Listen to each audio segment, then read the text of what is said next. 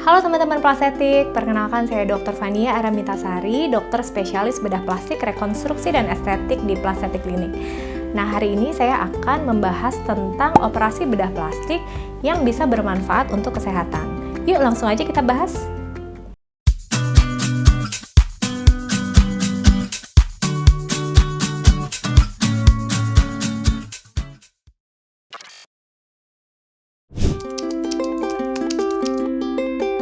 Nah, jadi bisa berpengaruh secara langsung atau tidak langsung nih. Kalau secara langsung, misalnya adalah tindakan-tindakan bedah plastik yang memang memberikan fungsi yang lebih baik. Nanti mungkin akan kita bahas tindakannya apa aja lebih detail ya.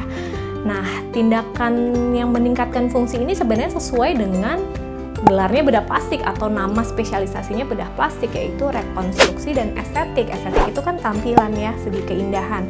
Nah, rekonstruksi itu memperbaiki fungsi. Jadi banyak juga nih tindakan-tindakan bedah plastik, bukan banyak banget tindakan bedah plastik yang memang bisa memperbaiki fungsi yang akhirnya akan meningkatkan kesehatan juga. Nah, kemudian yang secara tidak langsung ini mungkin terkait dengan seperti slogannya Plastetik Klinik, Enhance Your Quality of Life. Jadi dengan meningkatnya kualitas hidup, maka secara psikologis juga akan lebih bahagia, yang otomatis juga akan meningkatkan kesehatan. Nah, sebenarnya tindakan bedah plastik apa itu banyak banget sih, karena kan bedah plastik itu luas ya, rekonstruksi dan estetik. Namun mungkin kita akan lebih persempit lagi, kita ngomongin tindakan bedah plastik estetik apa yang bisa berfungsi juga untuk kesehatan gitu kali ya. Nah, mungkin dari atas dulu ya, kita sebut dengan repair ptosis atau blefaroptosis ya di mata gitu ya. Matanya yang sebelah tuh lebih menutup gitu ya, sehingga penglihatan terganggu. Nah, itu bisa diperbaiki. Ini juga rekonstruksi sih, rekonstruksi dan estetik. Memang keduanya itu tidak bisa dipisahkan antara rekonstruksi dan estetik. Nah, memperbaiki mata yang turun sebelah ini adalah salah satu tindakan bedah plastik yang bisa meningkatkan kesehatan.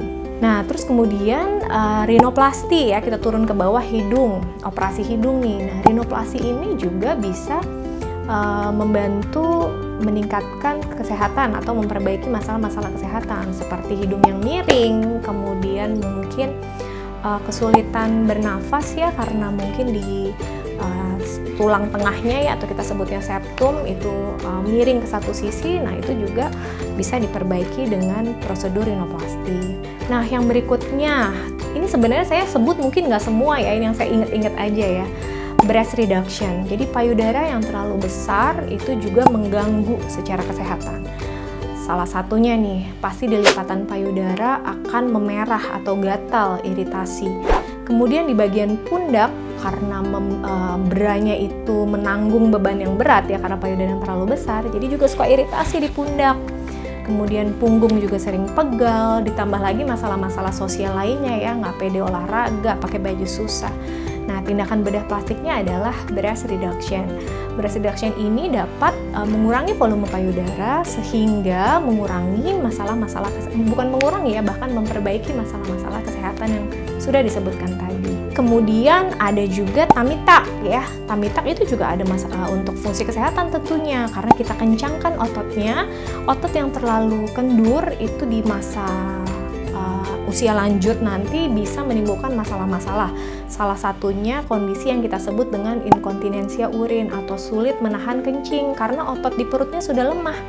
Nah, dengan mengencangkan otot di bagian perut, maka ini dapat mengurangi resiko terjadinya beser atau inkontinensia urin tadi di saat usia kita sudah berlanjut nanti.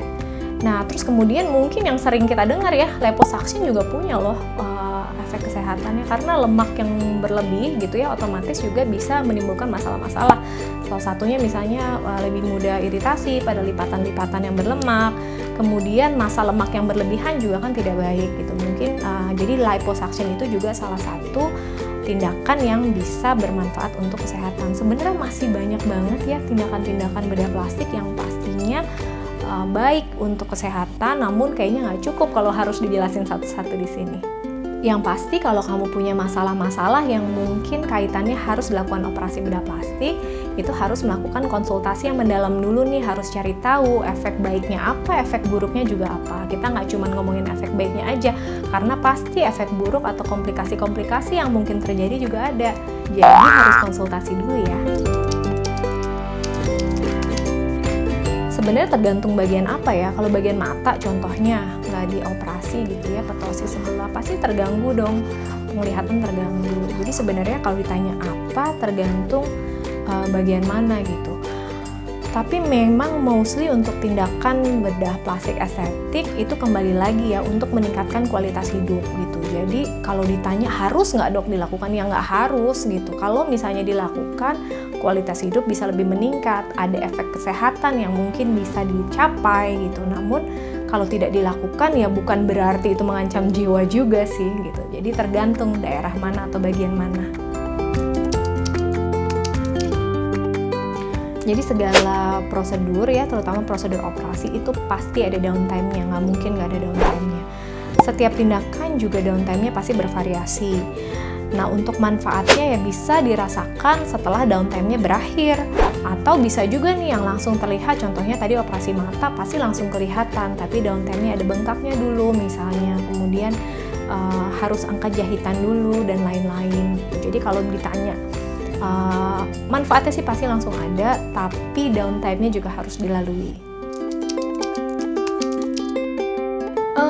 Untuk sebagian area mungkin bisa ada, bisa enggak ya. Contohnya liposuction tadi gitu kan, tidak harus dengan liposuction, bisa juga dengan olahraga, dengan dokter gizi misalnya, banyak pilihannya. Namun liposuction keunggulannya adalah dia bisa targeted untuk area tertentu. Kemudian untuk tummy tuck saya rasa nggak ada ya penggantinya ya. Tidak ada sih kalau untuk tummy tuck, itu memang untuk kelebihan excess skin itu hanya bisa dengan operasi. Mungkin ada beberapa alat-alat gitu seperti radiofrekuensi untuk skin tightening, tapi ya juga efeknya tidak akan terlalu signifikan gitu. Kemudian untuk mata tadi ptosis gitu ya, efek nggak akan bisa gitu kalau misalnya bukan dioperasi untuk mengikat atau memperbaiki otot matanya, kekuatan otot matanya itu dikembalikan, hanya bisa dengan prosedur operasi.